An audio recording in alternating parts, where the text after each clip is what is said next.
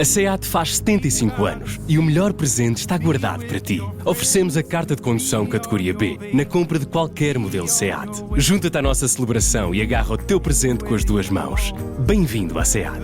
Promoção válida para viaturas novas até ao final do ano. Descobre tudo num concessionário ou em seat.pt.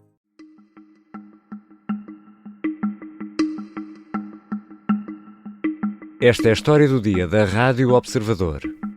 Será possível a paz na Ucrânia? Mas a que custo?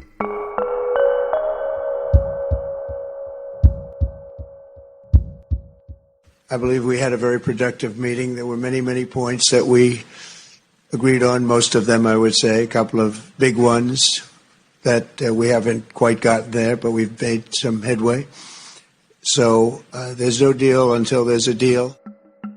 Na sexta-feira, no Alasca, ao lado de Vladimir Putin, Donald Trump não conseguiu o que esperaria e disse, como ouvimos aqui, não há um acordo até haver um acordo. Esta segunda-feira, o presidente dos Estados Unidos recebe na Casa Branca uma verdadeira embaixada europeia com chefes de Estado e de Governo da Ucrânia, Alemanha, França, Reino Unido, Itália, União Europeia e NATO. Desta vez, Zelensky não estará sozinho perante Trump e a sua equipa. De cimeira em cimeira, será possível encontrar um caminho justo para a paz? É sobre isto que vou conversar com Bruno Cardoso Reis, historiador, especialista em relações internacionais e segurança e autor do podcast da Rádio Observador 5 Continentes. Eu sou Ricardo Conceição e esta é a história do dia de segunda-feira, 18 de agosto.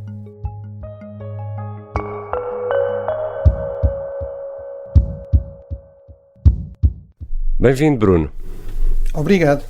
Bruno, vamos começar pela cimeira de sexta-feira no Alasca e antes de irmos ao conteúdo vamos falar de atos simbólicos que no fundo também nos abrem a porta ao conteúdo. Tapete vermelho, sobrevoo de aviões militares da mais recente geração, até uma boleia dada por Trump a Putin no carro presidencial, o The Beast, numa tradução podemos dizer a fera ou a besta, eu acho que prefiro a besta, isto sem a presença de intérpretes no carro, ou seja, isto é quase como receber um amigo, ou não?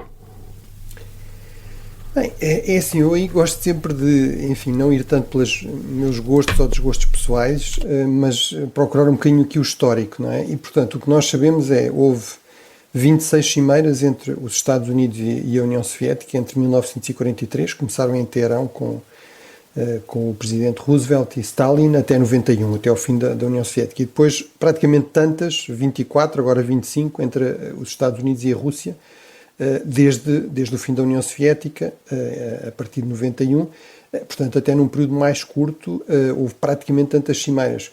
Portanto, isto desde logo diz-nos que não é verdade que não tenha havido um esforço grande da parte do Ocidente, e nomeadamente da principal potência ocidental, dos Estados Unidos, para, no fundo, procurar soluções diplomáticas, procurar acomodar as preocupações legítimas da Rússia. Todos os presidentes americanos, desde Bill Clinton, encontraram-se com Putin a certo momento e várias vezes ouvimos falar de esforços para, no fundo, recalibrar, fazer o reset, recuperar, no fundo, normalizar novamente as relações que passaram por sucessivas crises, sobretudo com Putin. E realmente há aqui um lado, muitas vezes, digamos, simbólico de acolhimento, digamos, de passar esta mensagem de que, apesar dos problemas, estas grandes potências até se entendem. Mesmo no período da Guerra Fria isso por vezes acontecia, temos episódios lá de caçadas na Sibéria, etc. Qual é aqui a grande diferença? É que geralmente isso acontece quando há esses gestos, digamos, de maior aproximação ou simpatia, geralmente acontece como parte, digamos, de uma recompensa por um melhor comportamento, um comportamento menos agressivo da parte da União Soviética. Aconteceu, por exemplo, com Khrushchev, que foi o primeiro a visitar os Estados Unidos, aliás, em 1959, mas era porque ele não era o Stalin. E, portanto, por muito que tivesse o seu lado mais truculento, e até pouco tempo depois deu origem a duas crises muito sérias, no fundo havia esta ideia de que, apesar de tudo, representava, quer na política interna, quer na política externa, algo um pouco melhor do que Stalin. Aqui realmente o que é bastante extraordinário é esta completa mudança de postura da parte dos Estados Unidos, que passaram de serem os principais promotores do isolamento de Putin por causa desta guerra de conquista, que nós não víamos por uma grande potência desde 1945, para acolher realmente Putin de braços abertos, e isso realmente acho que reflete muito esta questão de a simpatia de Donald Trump por líderes mais autoritários. Acho que podemos falar também um bocadinho disso. Sim. E no fundo esta ideia de que Donald Trump está muito confortável com uma espécie de ordem global com base nas relações e nos interesses, na prevalência aos interesses das grandes potências, dos grandes líderes, dos homens fortes das grandes potências. E Bruno, Trump teria para esta cimeira outras expectativas que afinal não se concretizaram? No fundo, o que é que sai desta cimeira do Alasca? É assim, toda a gente pode reclamar algum tipo de vitória, mas parece-me que Putin com bastante mais razão do que qualquer outro. E aliás, se olharmos até para a imprensa norte-americana, muito crítica, para a imprensa europeia e ucraniana, muito crítica, e no caso da Ucrânia, muitas vezes com este sentimento de uma certa traição, títulos do género facada nas costas, e depois virmos a imprensa russa, que obviamente é controlada pelos próximos do regime, mas em todo caso, em muitos casos manifestou desapontamento com encontros anteriores, realmente, no fundo, estão aqui a cantar legal, para usar aqui um termo não técnico, mas da nossa linguagem popular, mas que me parece apropriado. Portanto, e olhando objetivamente também, que é algo que eu acho que é importante, para os objetivos declarados dos líderes. Muitas vezes na diplomacia tem-de chegar a compromissos, fazer cedências, mas o que é que os dois líderes disseram que queriam? Trump disse, eu quero um cessar-fogo, e se não houver cessar-fogo vai haver consequências sérias. Não há cessar-fogo e também não há consequências sérias. Exato. Putin basicamente o que queria, era bastante evidente, era exatamente evitar um cessar-fogo imposto e evitar o mais possível que houvesse consequências negativas em termos económicos, em termos de sanções secundárias, sanções contra os principais mercados alternativos da Rússia, como a China ou a Índia, reforço do apoio militar à Ucrânia, e portanto nada disso realmente parece ter saído deste encontro, ou seja, isso é um bom resultado realmente para Putin. Porque é que eu digo que apesar de tudo pode haver sempre declarações de alguma vitória? É porque, na verdade, os europeus e mesmo os ucranianos já estão num registro do mal menor, de evitar um mal maior, que era, no fundo aqui, Trump basicamente chegar a um acordo nas costas dos ucranianos e dos europeus com a Rússia, cedência de território e sabe-se lá mais o quê, de retirada de tropas americanas, etc. E, no fundo, vir anunciar isso publicamente e impor essa solução. Portanto, esse mal maior foi realmente evitado,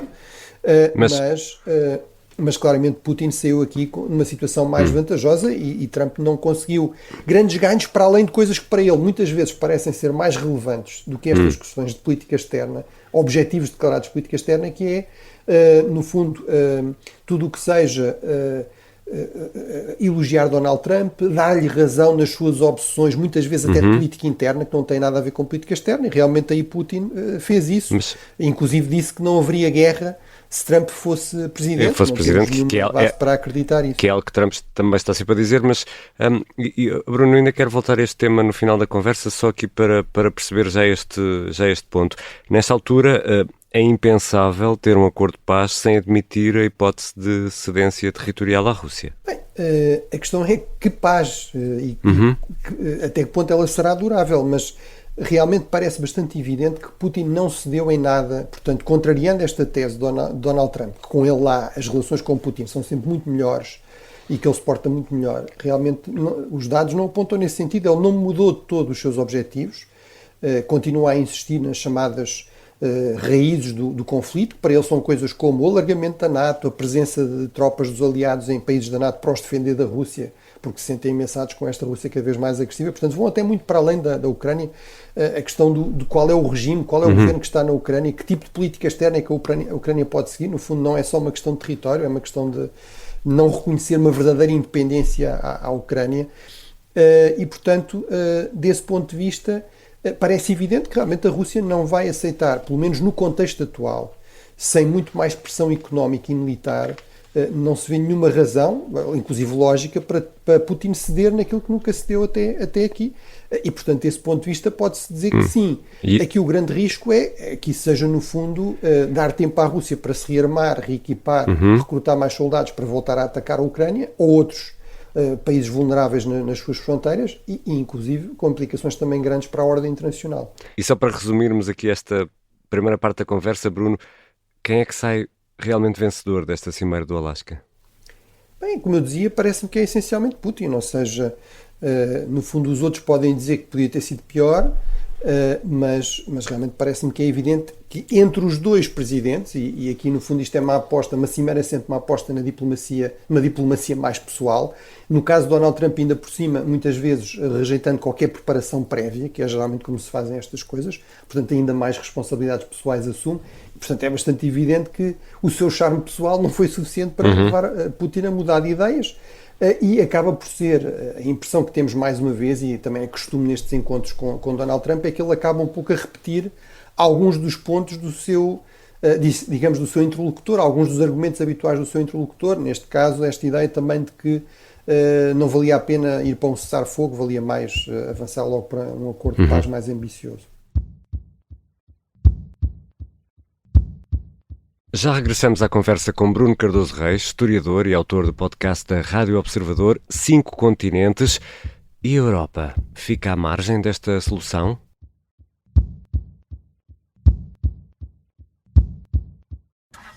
A SEAT faz 75 anos e o melhor presente está guardado para ti. Oferecemos a carta de condução categoria B na compra de qualquer modelo SEAT. Junta-te à nossa celebração e agarra o teu presente com as duas mãos. Bem-vindo à SEAT. Promoção válida para viaturas novas até ao final do ano. Descobre tudo num concessionário ou em seat.pt. Ele pensava que aquilo era um assalto normal, com umas pistolinhas normais. Nunca pensou que era um atentado daquela natureza. Esta é a história do ano em que 2 grupos terroristas internacionais atacaram em Portugal. Um comando paramilitar tomou de assalto uma embaixada em Lisboa. E uma execução sumária no Algarve abalou o Médio Oriente. Episódio 4. O primeiro andar explodiu. 1983, Portugal à queima-roupa. É uma série para ouvir em 6 episódios que faz parte dos Podcast Plus do Observador. É narrada por mim, Vitória Guerra, com banda sonora original dos Linda Martini. Os Podcast Plus do Observador têm o apoio da Kia. Estamos de regresso à conversa com Bruno Cardoso Reis, especialista em segurança e em relações internacionais. Bruno, Zelensky vai estar esta segunda-feira ao final do dia e os nossos ouvintes que escutam este episódio na terça ou nos dias seguintes já saberão mais sobre este encontro do que nós nesta altura, mas Zelensky vai estar em Washington acompanhado destes senhores e destas senhoras: Friedrich Merz, o chanceler alemão, Emmanuel Macron, presidente francês, Keir Starmer, primeiro-ministro britânico, Giorgia Meloni, primeira-ministra italiana, Ursula von der Leyen, presidente da Comissão Europeia, e ainda Mark Rutte, o secretário-geral da NATO. O que é que esta equipa toda, com esta quase all-star team, o que é que esta equipa toda vai fazer a Washington, Bruno? Bem, acho que vai no fundo dividir o esforço e também dividir o risco, sendo que aqui o grande objetivo é claramente impedir a repetição daquela humilhação de fevereiro, no fundo aquela emboscada diplomática pública de Zelensky, quer pelo Presidente Trump, quer pelo Vice-Presidente J.D. Vance, e isto num contexto em que, digamos, o que está em jogo é muito mais sério, em que a Ucrânia também está mais enfraquecida, mais vulnerável, e portanto parece-me que é realmente muito avisado. Chegou a haver especulações que havia no fundo hesitações sobre quem é que deveria ir, a mim pareceu-me que a melhor solução seria sempre ir o máximo, digamos, de pessoas com algum peso, com algum acesso a Donald Trump, pessoas pelas quais ele tem mostrado alguma simpatia, por exemplo, a primeira-ministra italiana, Giorgia Meloni, ou mesmo Mark Rutte, o secretário-geral da NATO, que também tem sempre, no fundo, apostado muito. Que é particularmente simpático também para Trump, não é?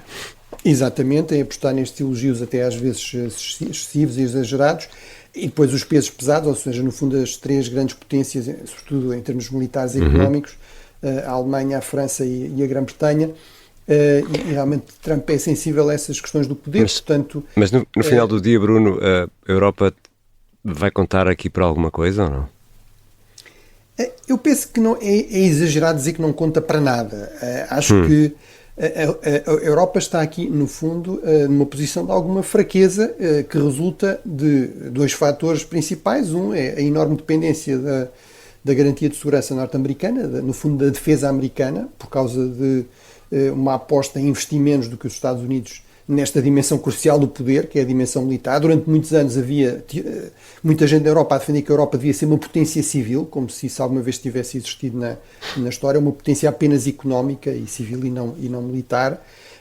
E depois a outra questão é da sua relativa divisão, ou seja, a Europa não é um Estado, não é uma grande potência, nomeadamente porque não é um Estado, é uma espécie de confederação, e portanto isso implica mais dificuldade em chegar a acordos, a tomadas de posição fortes, robustas, rápidas, que são cruciais para gerir crises.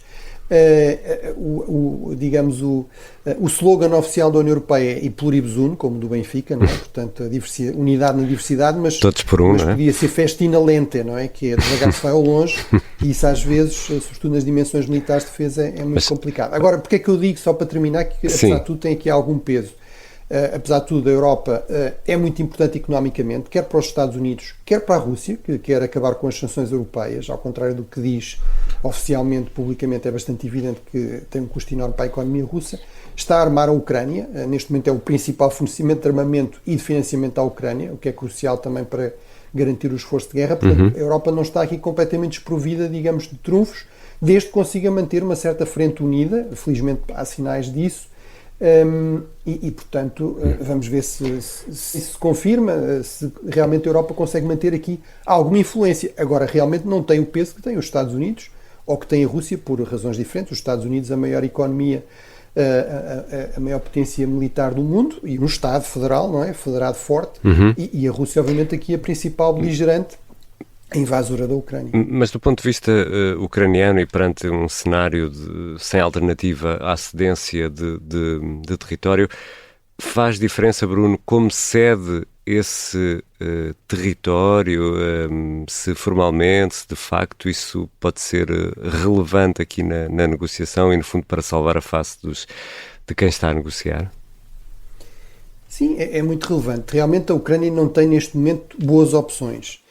Nomeadamente porque tem menos acesso ao armamento americano e precisava mais dele do que nunca, tem faltas de pessoal, inclusive por questões que até podemos perceber, ou seja, preocupações com a sua juventude, com não ter o mesmo tipo de abordagem, tipo carne para canhão que tem a Rússia, mas a verdade é que, e mesmo em termos de capacidade industrial, produção de drones, etc., a Rússia tem conseguido, com alguns aliados, como a China ou o Irão, realmente compensar aquilo que foi uma fragilidade ou uma vantagem ucraniana inicial, e portanto se a Ucrânia não conseguir resolver alguns desses problemas vai estar numa posição realmente cada vez mais frágil e perigosa.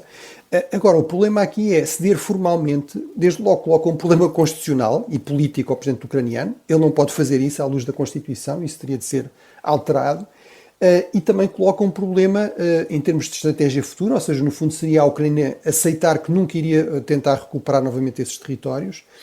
E eu diria que o perigo ainda maior nem sequer é para a Ucrânia, é para a ordem regional e global, é para tudo o que são pequenas e médias potências como Portugal. Nós tínhamos uma ordem internacional com muitos problemas e deficiências e incoerências, mas que apesar de tudo, desde 1945, garantiu mais segurança, mais prosperidade, mais liberdade às pequenas e médias potências, aos Estados que não são grandes potências, do que alguma vez aconteceu na história. Uma das razões era a rejeição desta ideia do direito de conquista, das guerras imperiais de conquista, que realmente aconteceram muito na história antes de 1945. Aceitar formalmente ceder território à Rússia, no fundo, seria declarar o óbito dessa ordem internacional desde 1945 e, portanto, seria, no fundo, tentar uma paz a curto prazo, mas com os riscos de multiplicar conflitos, guerras de conquista, logo a seguir, ou seja, no fundo, dar aqui um estímulo a novas guerras de agressão. Bruno, num futuro próximo ainda teremos de perguntar, de procurar resposta à pergunta o que seria melhor para a Europa e para o mundo se cedência territorial, por exemplo, em nome da paz, ou uma derrota inequívoca de Putin, provavelmente pelas armas. Mas aqui, e aproveitando o teu conhecimento e a tua capacidade de análise, eu peço-te que me ajudes aqui a livrar de uma ideia, de um dilema que tenho tido. Podemos ou não fazer uma comparação do que está a acontecer agora com o que aconteceu nos anos 30, no caso dos Sudetas, quando Hitler alegou que os cidadãos germânicos que viviam naquela região dos Sudetas, na então Checoslováquia, estavam a ser perseguidos e maltratados, e o Ocidente, nessa altura, nos anos 30, para evitar uma guerra, entregou a Hitler este pedaço de terra e depois o que veio a seguir, nós infelizmente sabemos, e é a maior tragédia da humanidade. Diz-me, por favor, Bruno Cardoso Reis, que esta comparação que anda aqui a medrar na minha cabeça não faz o menor sentido. Bem, eu diria que geralmente não faz sentido. As comparações com Hitler geralmente são bastante exageradas. Mas eu acho que infelizmente faz algum sentido, ou faz sentido em vários aspectos cruciais. Um deles é a questão de que Putin, tal como Hitler, utiliza no fundo esta ideia de haver populações alemãs, ou neste caso russas, ou de língua russa, noutros Estados, como argumento para justificar anexações de território, ações agressivas, com a ideia de defender essas populações.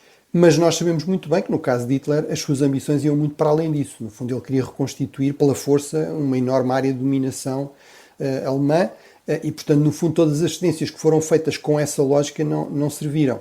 Depois também na própria postura das potências ocidentais, que precisamente com base nesse argumento, no fundo, se deixaram muitas vezes tentar por fazer cedências a Hitler, com essa ideia, no fundo, o Chamberlain, o primeiro-ministro britânico na altura do Acordo de Munique, em 1938, que obrigou a Checoslováquia a ceder esses territórios, no fundo dizia como é que eu vou obrigar os britânicos a combater num país que eles conhecem mal para evitar que uns alemães se unam com outros alemães.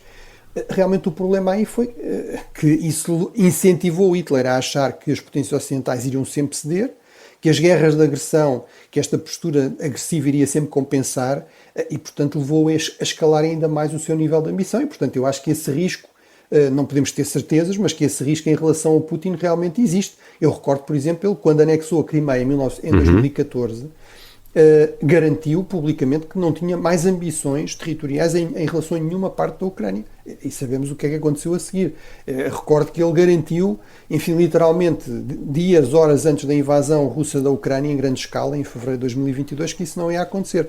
Portanto, acho que há todas as razões para duvidar dessas garantias de Putin e, portanto, haver aqui, no fundo, este risco que eu já aludi um bocadinho, que é, no fundo, por uma razão compreensível, desde logo a começar pelos próprios ucranianos, de querer acabar com a guerra, com as mortes, com todo este sofrimento, realmente acabar por se correr o risco de se criar incentivos a mais conflitos, a mais guerras no futuro próximo, seja na Europa, enfim, em que a Rússia aproveitaria eventualmente divisões, fragilidades, seja na NATO, seja na União Europeia, para atacar outros países frágeis que considera que historicamente têm direito, com base em terem feito parte do Império Russo ou terem lá a Rússia, etc. E eventualmente noutras partes do mundo. Eu acho que essa tendência, aliás, já se verifica.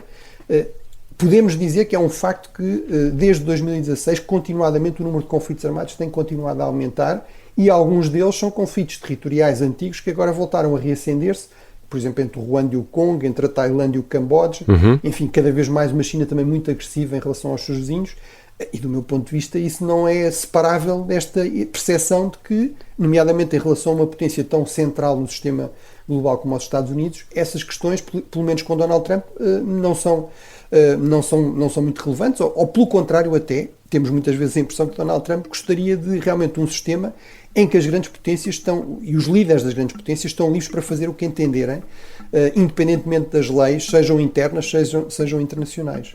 Obrigado, Bruno. Obrigado, eu.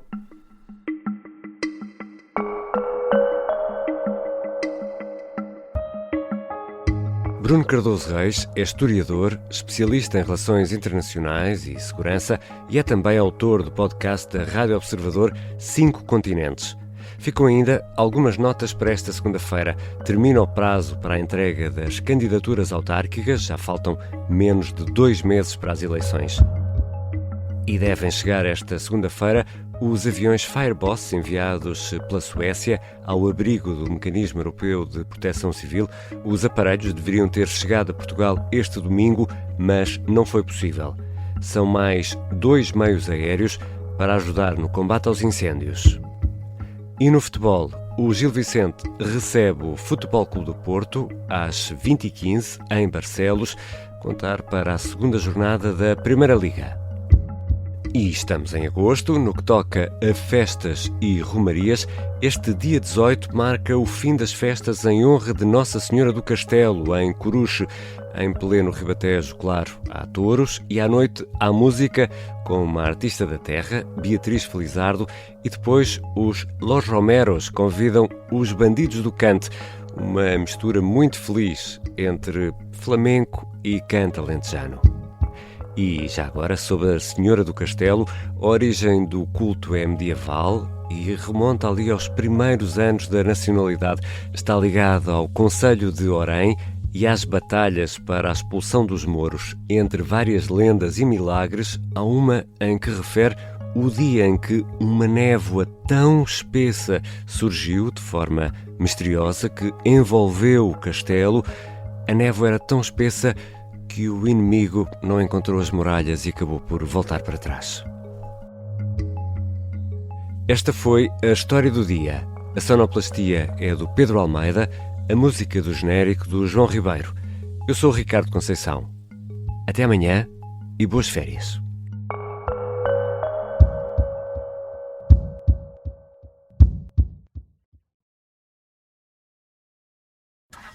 A SEAT faz 75 anos e o melhor presente está guardado para ti. Oferecemos a carta de condução categoria B na compra de qualquer modelo SEAT. Junta-te à nossa celebração e agarra o teu presente com as duas mãos. Bem-vindo à SEAT. Promoção válida para viaturas novas até ao final do ano. Descobre tudo num concessionário ou em seat.pt.